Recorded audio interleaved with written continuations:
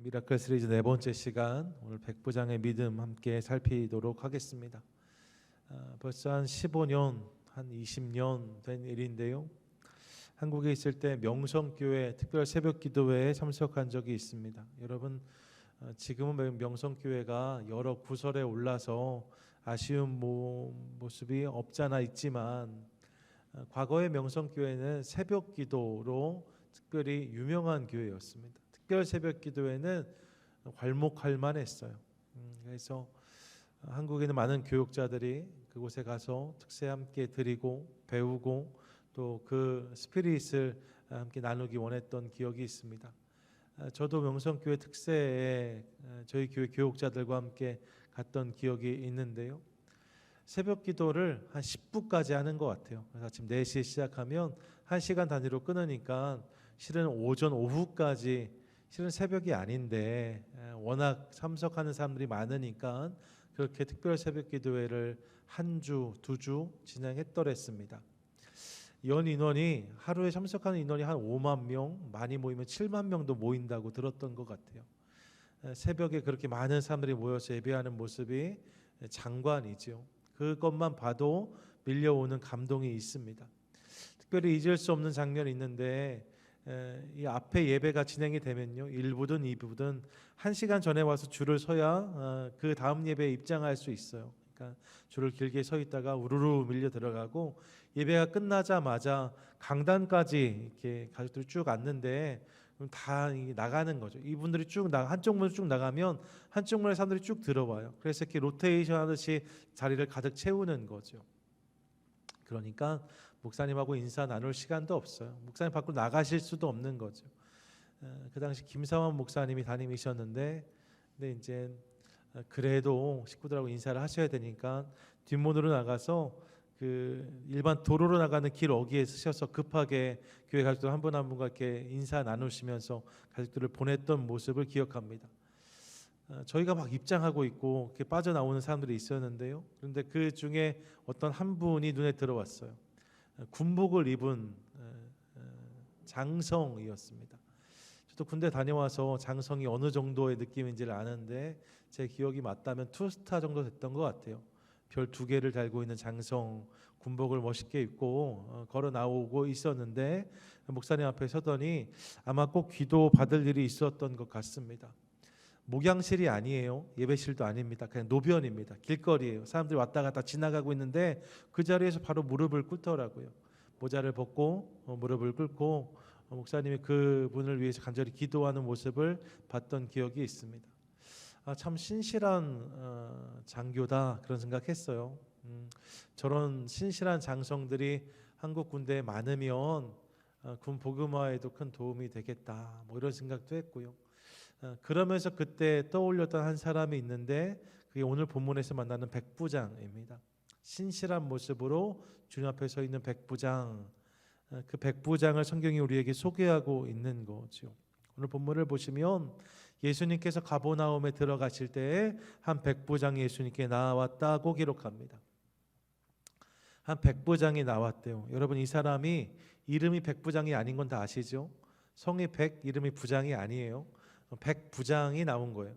백부장은 직함입니다. 그의 지위가 백부장이었다는 거예요. 켄트리온이라고 하는데, 여러분이 백부장의 모습이 이렇습니다. 강력한 로마 군사의 모습을 우리가 확인할 수 있지요. 로마의 군 편제를 좀 확인해야 이 백부장의 위치가 어느 정도인지를 알 수 있는데요. 세계를 호령했던 강력한 제국 중 하나인 로마, 이 로마에는 28개의 군단이 있었습니다. 한 군단이 6,000명의 군사로 조직이 되었어요. 그리고 그 6,000명의 군사를 다시 600명씩 10개의 부대로 나눴는데, 이게 호코르트라는 부대입니다. 그러니까 600명 단위의 10개의 부대가 모여야 한 군단이 되는 거예요. 600명씩의 한 부대가 되는 거죠. 이 600명의 부대를 다시 100명씩 6개로 나누었는데, 이게 켄트리온입니다. 100명 부대예요. 100명씩 편제가 되어져 있는 거죠. 그 안에 다시 10명씩을 분대로 나누어서 그렇게 로마의 조직이, 군대 조직이 관리되고 있었습니다. 백부장은 이 중에서 이 켄트리온이요, 100명 부대를 지휘하는 지휘관이었습니다. 백부장하면 별게 아닌 것처럼 느껴질 수도 있지만 여러분 이렇게 따져보면 로마 전역에 28개 군단에 6천 명씩이니까요. 한 17만 명 정도의 병사가 있었어요. 정예 병력이 한 17만 정도가 되었는데 그중에 백부장은 1,700명 정도밖에 되지 않았습니다. 그러니까 한 1% 정도의 군인 그들이 백부장인 거예요. 정예 군사지요. 일반 병으로 입대해서 가장 높이 올라갈 수 있는 평민이 가장 기대할 수 있는 높은 자리가 백부장이었다라고 알려져요. 그러니까 만만한 자리가 아닌 거죠. 강력한 권력을 지닌 자리 백부장이었다라고 할 수 있습니다. 성경에 보면 5명의 백부장이 등장해요. 다 지역의 책임자들이었습니다. 예수님을 십자가에 처형할 때 그 십자가 밑에서 예수님을 고백했던 백부장도 있고요. 또 가이사랴 지역을 맡았던 백부장 고넬료가 있습니다. 예루살렘에서 바울이 고문을 당할 때 그를 배려해 줬던 백부장도 소개되고 있고 또 바울을 로마로 호송할 때 말입니다. 그 호송의 책임을 맡았던 부대의 장수도 백부장이었습니다. 아우구스투스의 군대, 즉 황제의 부대라는 의미에서 아구 사도대라고 불렸는데 그 부대의 백부장 율리오가 바울을 호송했다고 기록하고 있어요. 그리고 오늘 우리가 만나는 백부장 말입니다. 이 백부장은 가버나움의 백부장이었습니다. 예, 이 백부장들은 지역에 파견되어서 그 지역을 책임지는, 치안은 총괄하는, 그리고 로마의 통제가 워킹하도록 하는데 중요한 역할을 감당했던 사람들이라고 할 수 있습니다. 그냥 한국 군대 갔다 오신 분들이 소위나 중위, 대위 정도를 떠올리면 그것보다 훨씬 강력한 사람들이었다는 거죠. 로마 군대가 당대 최강이었고 한 지역을 맡아 책임지는 사람들이었으니까요. 그들에게 강력한 권력이 있었습니다. 실제로 식민지였던 유대 사람들 중에 유력한 사람들, 유지들이 이 백부장에게 잘 보이려고 노력했다는 기록도 남아 있어요. 식민지에서 강력한 힘을 가지고 있는 사람, 그들이 백부장이었고 그들 중 한 사람, 가버나움의 백부장이 오늘 예수님께 나아왔다는 거죠. 그가 왜 예수님을 찾았을까? 6절에 보시면 이렇게 기록하는데요. 6절 함께 읽습니다. 시작. 이르되 주여 내 하인이 중풍병으로 집에 누워 몹시 괴로워하나이다 라고 말해요. 백부장이 지금 예수님께 나아왔는데 그가 무슨 문제가 있는 게 아니었대요. 그의 부모님이나 자녀에게 문제가 있는 것이 아니었다 합니다. 뭐라고 말해요? 내 하인이라고 말해요. 그의 집에서 봉사하는 하인에게 문제가 있어서 예수님을 찾고 있는 모습을 봅니다. 그가 선한 마음의 소유자였음을 알 수 있어요. 당시의 하인 말입니다. 하인은 가족도 아니고 사실 직원도 아니었습니다. 슬레이브예요. 종이에요. 노예예요. 아무렇게나 부리고 많은 사람들이 하인이었습니다.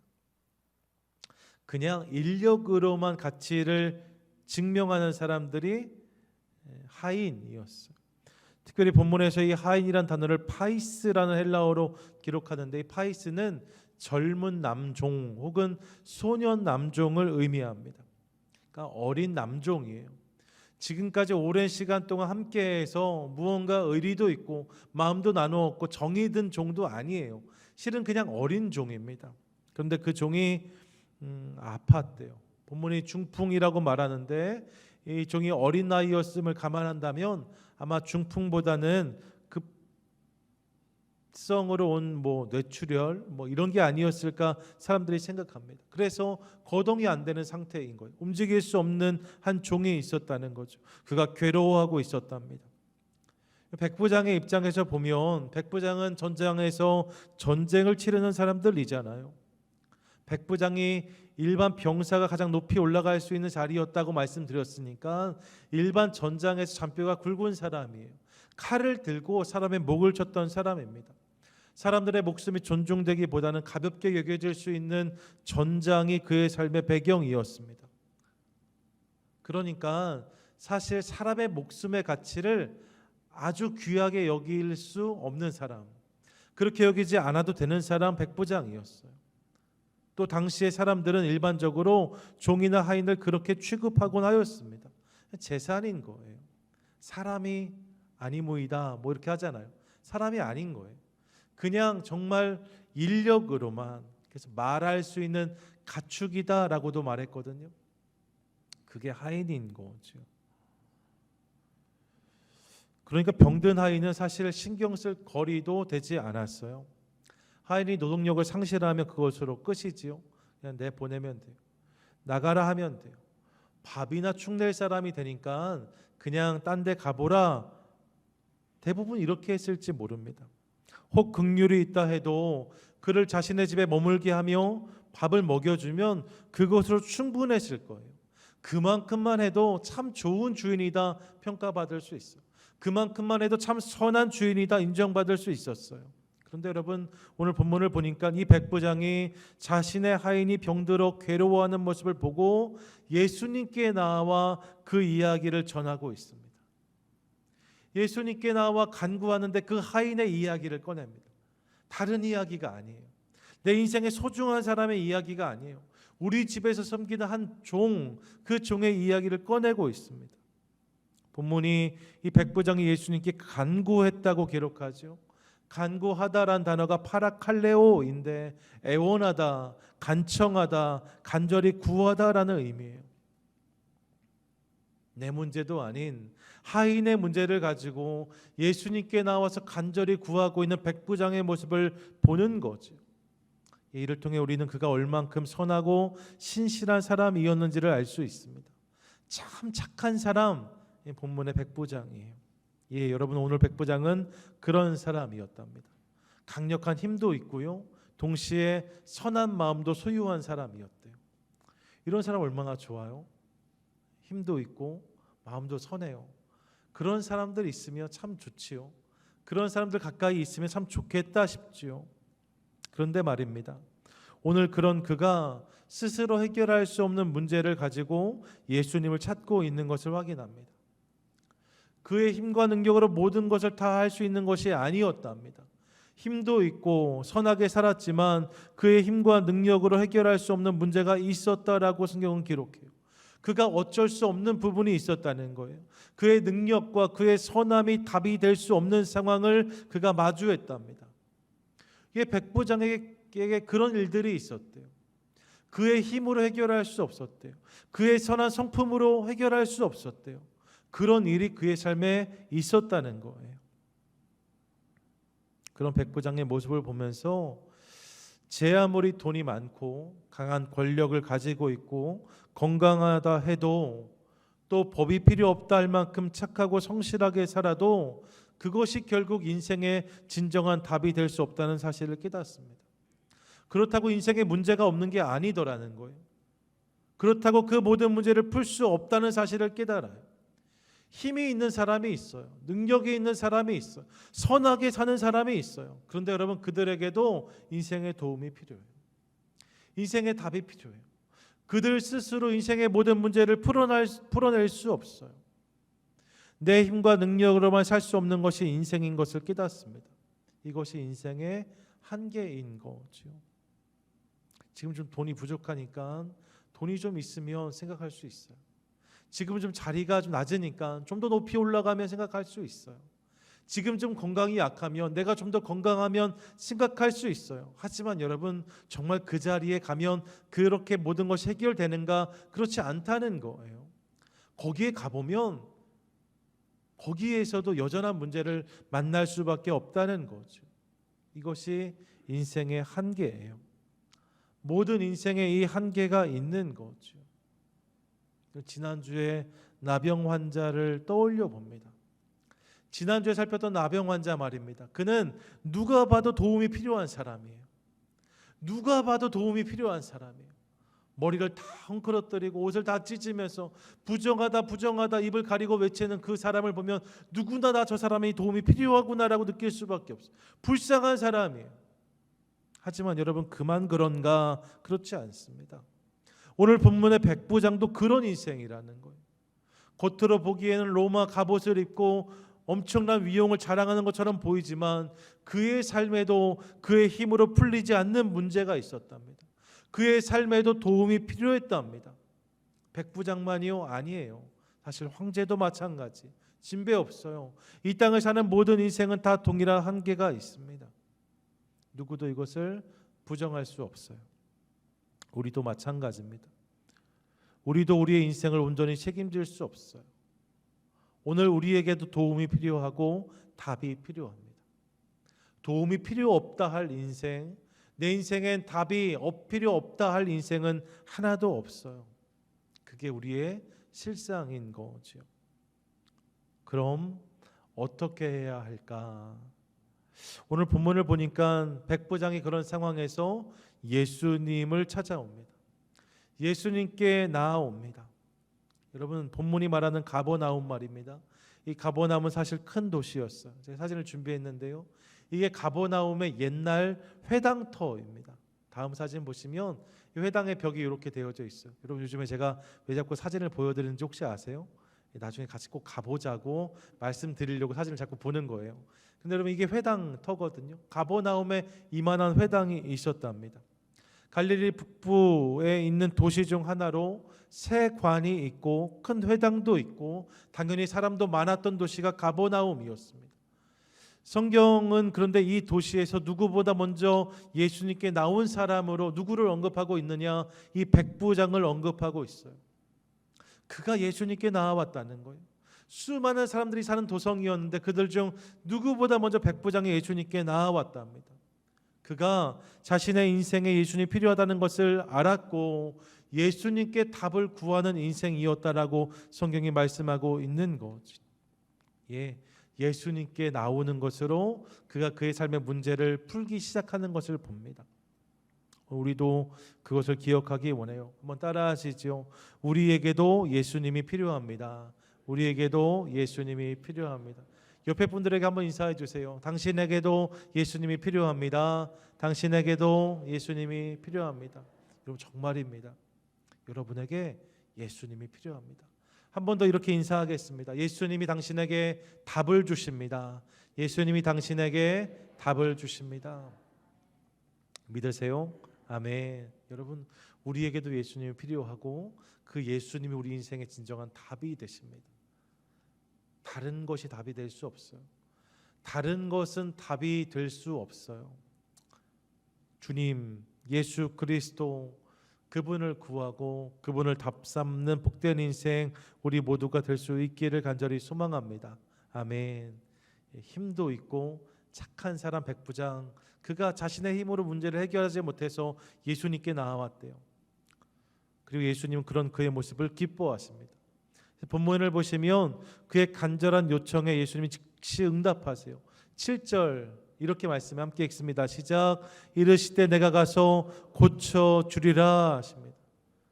여러분, 본문을 잘 보시면 백부장이 고쳐주세요라고도 사실 하지 않았어요.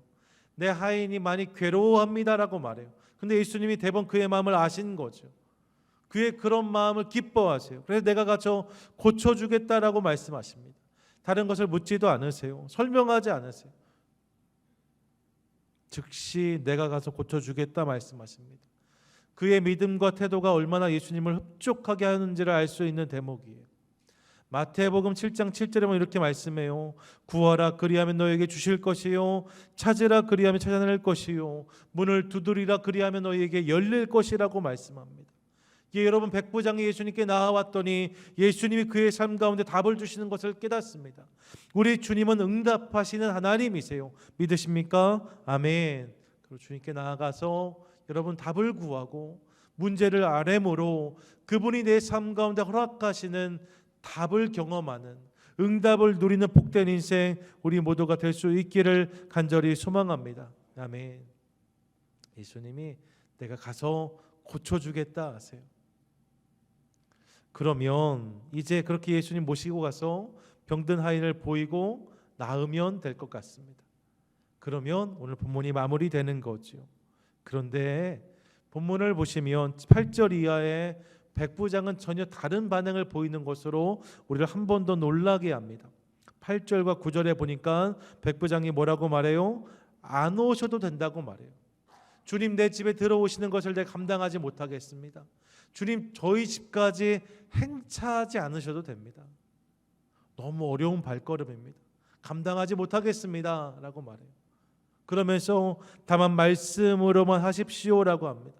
말씀만 하십시오. 그러면 내 종이 나을 것입니다 라고 말합니다. 9절에 보니까 저도 남의 수하에 있는 사람입니다. 군인이잖아요. 황제가 명령하면 나도 움직여야 되고, 내가 명령하면 내 밑에 병사들도 움직이는 거예요. 부하들에게 이렇게 하라고 하면 이렇게 되어지고, 저렇게 하라고 하면 저렇게 되어지는데 하물며 주님이시겠습니까? 주님, 말씀만 하십시오라고 고백하고 있습니다. 여러분, 이 백부장의 모습이 참 놀랍습니다. 성경을 보시면 예수님 때 말입니다. 예수님께 무언가를 요구했던 수많은 사람들이 있었습니다. 그들은 말씀으로만 만족하지 못했어요. 말씀이 끝나면 그래서 표적을 구하고 이사를 구했습니다. 예수님, 저를 좀 만져주세요. 예수님, 제 환부에 손을 좀 대주세요. 예수님, 무언가를 좀 보여주세요. 어떤 것들을 좀 일으켜주세요. 말씀으로만 만족하지 못한 사람들이 얼마든지 있었어요.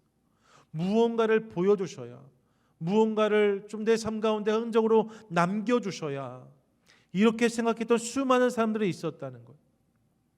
그런데 그런 사람들 중에 오늘 백부장의 모습은 빛이 납니다. 뭐라고 말해요? 말씀이면 충분하다고 말해요.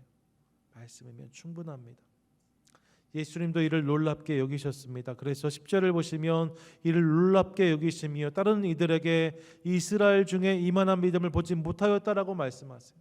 이만한 믿음을 보지 못하였노라 라고 하십니다. 그러면 13절 보니까 이렇게 말씀하세요. 함께 읽습니다. 시작. 예수께서 백부장에게 이르시되 가라, 내 믿은 대로 될지어다 하시니 그 즉시 하인이 나으니라. 아멘. 내 믿은 대로 될지어다 하시니 그 즉시 하인이 나으니라. 아멘. 할렐루야. 아멘. 여러분, 주님이 이렇게 말씀하셨어요. 내 믿은 대로 될지어다. 지금 내 안에 있는 믿음 그대로 이루어지기를 원한다 말씀하셨고, 그렇게 병든 하인이 치유되었다라고 성경은 말씀하고 있습니다. 이를 통해서 오늘 이 백부장이 또 하나의 기적의 주인공이 되고 있는 것을 확인하게 되지요. 예수님이 그렇게 그의 삶 가운데 은혜를 부어 주셨답니다. 이게 오늘 본문의 이야기예요. 오늘 본문을 통해서 우리가 몇 가지 깨닫는 사실 함께 나누고 싶습니다. 먼저요, 본문을 통해 우리는 겸손한 자의 삶에 기적이 임한다는 사실을 깨닫습니다. 한번 따라하시지요. 겸손한 자의 삶에 기적이 임합니다. 겸손한 자의 삶에, 여러분, 말씀드렸지만 오늘 백부장은 상당한 권력이 있는 사람이었어요. 지위도 있고 힘도 있었습니다. 만만하게 보지 마세요. 백부장 굉장한 사람입니다. 그런데 여러분, 오늘 본문은 그가 그런 것들을 소유했기 때문에, 그런 힘이 있었기 때문에, 그런 지위가 있었기 때문에 그가 기적의 주인공이 됐다고 말하지 않습니다. 그가 백부장이어서 기적의 주인공이 된 게 아니에요. 오히려 역으로 그 모든 것을 뒤로하고 예수님께 나와 그분께 엎드리고 낮은 모습으로 간구하는 것을 통하여서 그의 삶에 기적이 임하는 것을 우리가 확인합니다. 백부장이란 지위가 아니라 그의 겸손함 가운데 하나님이 역사하셨다는 거예요. 백부장이 간구하다 할 때에 그 간구하다는 단어가 파라칼레오라는 단어인데, 아까 말씀드렸잖아요. 애원하고 간청하는 거예요. 허리를 조아리고 간절히 구하는 모습이 그에게 있었답니다. 파이스, 어린 종의 문제까지 마음을 쓰고 있는 그의 모습을 우리가 봅니다. 여러분, 그가 그런 사람이었어요. 어떤 사람이요? 겸손한 사람. 어떤 사람이요? 낮은 마음의 사람이었다는 거예요. 높은 마음은 불가능해요. 높은 마음은 허리를 조아릴 수 없어요.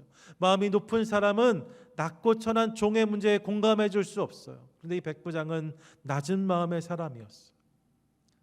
그 낮은 마음으로 주님께 나아가는 것을 통하여서 예수님의 역사, 예수님의 기적이 그의 삶 가운데 임하는 것을 봅니다. 여러분, 겸손한 자의 삶 가운데 주님은 기적을 담아주세요. 기억하십시오. 여러 번 말씀드립니다. 물은 낮은 곳으로, 하나님의 은혜는, 하나님의 역사는, 주님의 기적은 낮은 마음을 향해서 흘러가는 것을 믿으시기 바랍니다. 믿으시기 바랍니다. 아멘. 나 잘났다 하는 사람이 아니에요. 나에게 주님이 필요합니다 말하는 그 인생에 주님이 역사하세요.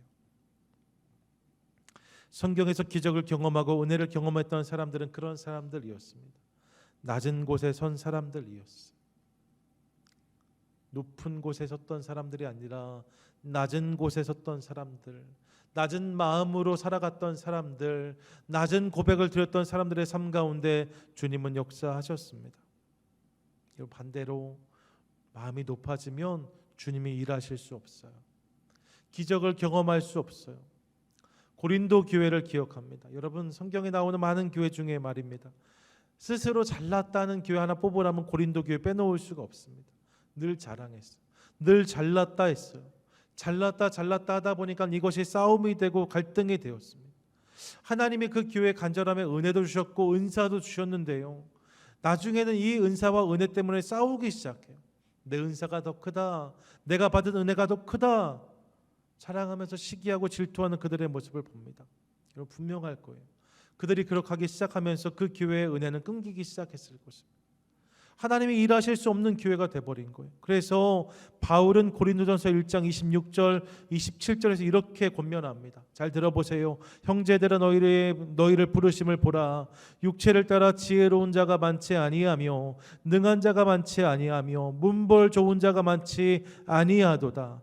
그러나 하나님께서 세상에 미련한 것들을 택하사 지혜 있는 자들을 부끄럽게 하려 하시고 세상에 약한 것들을 택하사 강한 것들을 부끄럽게 하려 하시며 라고 말해요. 스스로 잘났다라고 말하며 싸우고 있는 고린도 교회를 향해서 뭐라고 말합니까?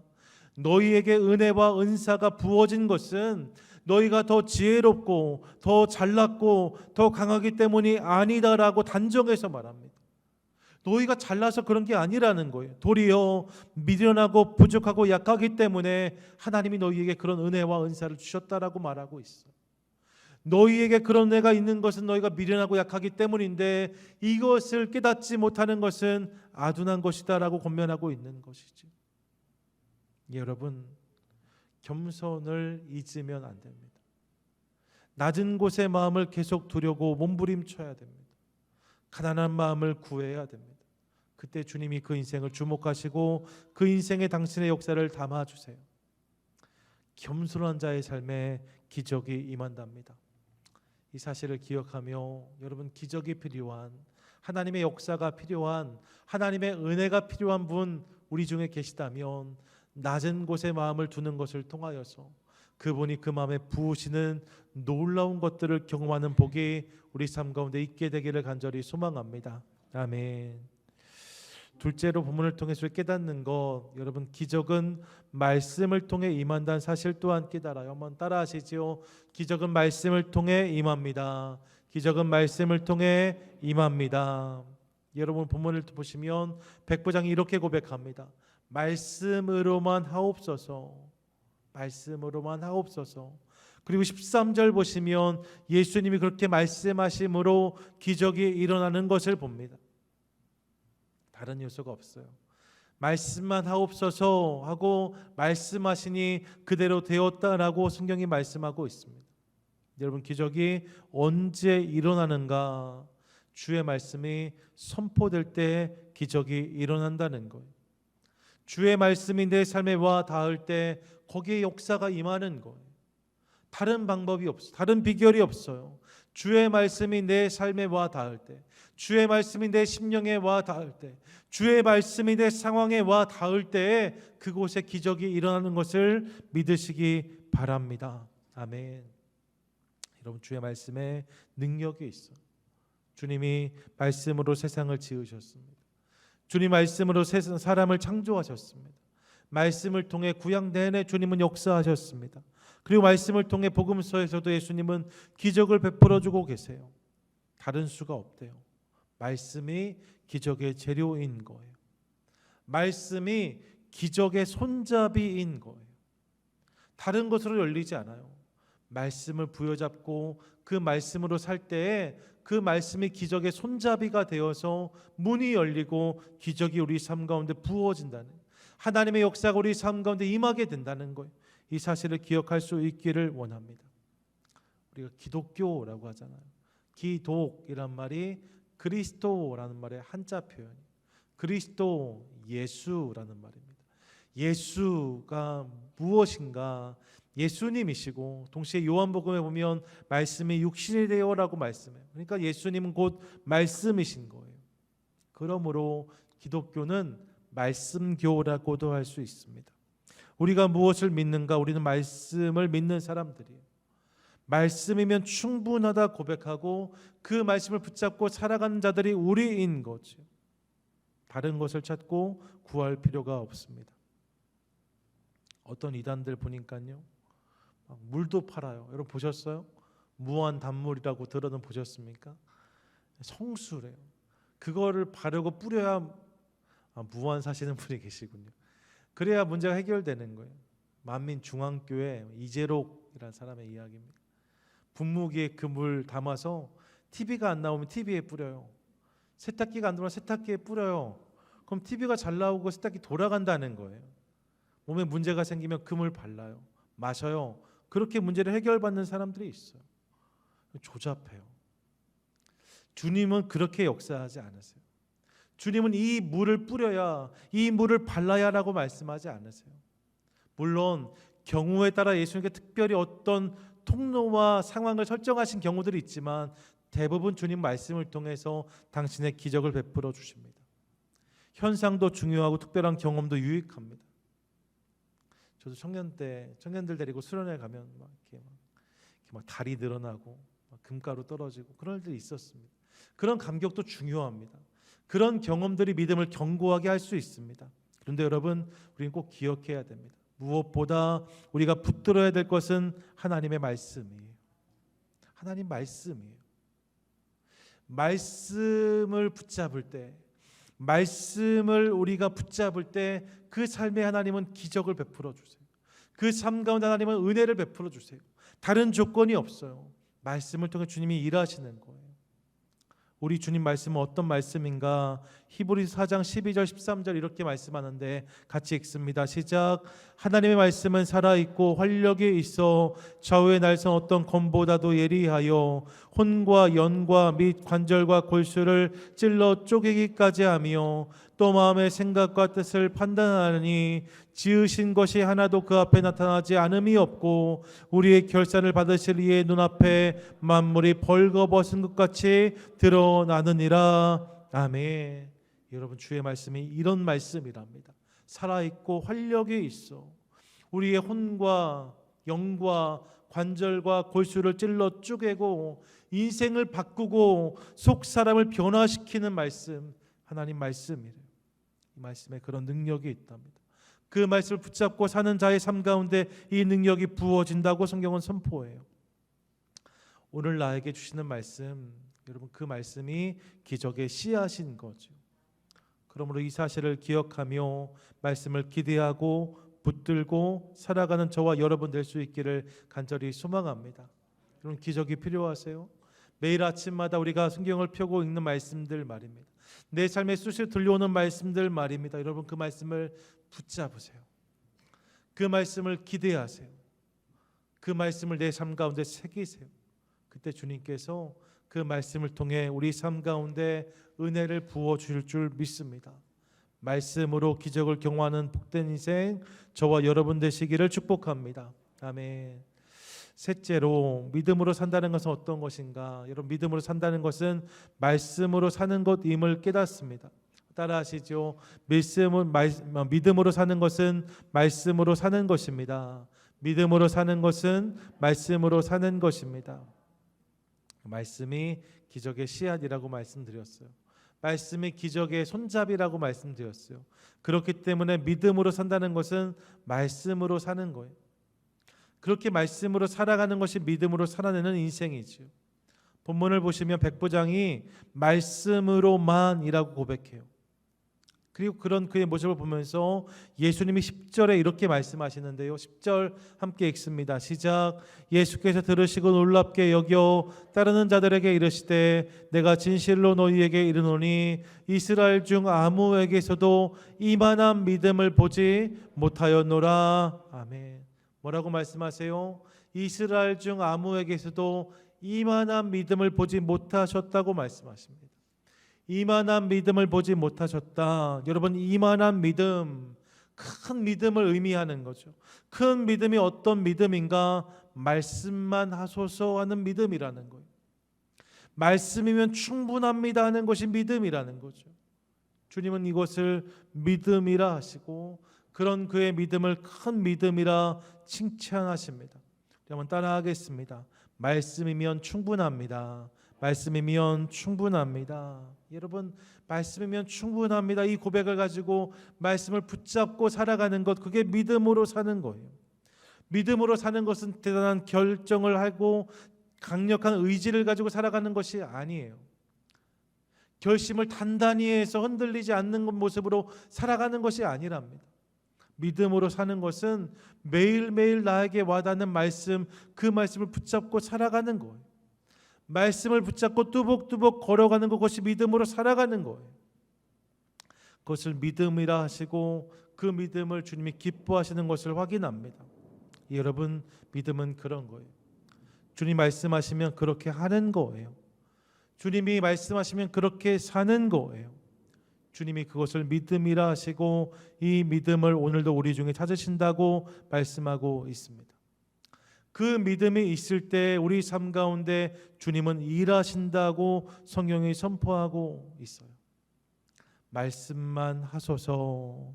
이 고백이 우리 삶 가운데 있을 때, 이런 모습과 태도가 우리 삶 가운데 있을 때 하나님은 그것을 믿음으로 보시고 우리 삶과 당신의 기적을 담아 주신다 말씀하는 거죠. 그러므로 사랑하는 여러분, 우리가 믿음으로 살 때 믿음으로 사는 것이 무엇인가? 대단한 결심이나 대단한 의지를 가지고 사는 것이 아니라, 대단한 각오를 가지고 사는 것이 아니라 오늘 나에게 주어지는 말씀을 붙잡고 사는 게 믿음으로 사는 거래요. 모든 말씀을 한 번에 다 지킬 수 없지만 매일매일 나에게 와닿는 말씀, 그것을 붙잡고 나아가는 인생이 믿음이라고 하시고 그 믿음 가운데 주님은 역사하신다 말씀하십니다. 이 사실을 기억하며 날마다 말씀을 붙들고 걸어가는 것을 통하여서 주님께서 기뻐하시는 믿음의 인생을 살아내는 저와 여러분 되시기를 주님의 이름으로 간절히 축원드립니다. 아멘. 정리하겠습니다. 여러분, 백부장에게도 예수님이 필요했답니다. 힘도 있었어요. 선하게 살았어요. 저런 사람은 뭐 필요한 게 없겠다 싶은 인생이에요. 하지만 그에게도 예수님이 필요했답니다. 모든 인생엔 예수님이 필요합니다. 그리고 겸손한 자의 삶의 기적은 임한다라고 성경이 말씀해요. 말씀을 통해 기적이 임한다라고 성경은 말씀해요. 그리고 그렇게 말씀을 붙잡고 살아가는 것, 그것이 바로 믿음이라고 성경은 우리에게 선포하고 있습니다. 바라기는 우리도 겸손한 모습으로 주님께 나와 그분이 내 삶에 담아주시는 말씀을 믿음으로 붙잡고 그 말씀을 따라 살아가는 것을 통하여서 놀라운 기적의 주인공이 되는 저와 여러분, 우리 모두가 되시기를 주님의 이름으로 간절히 축원드립니다. 아멘.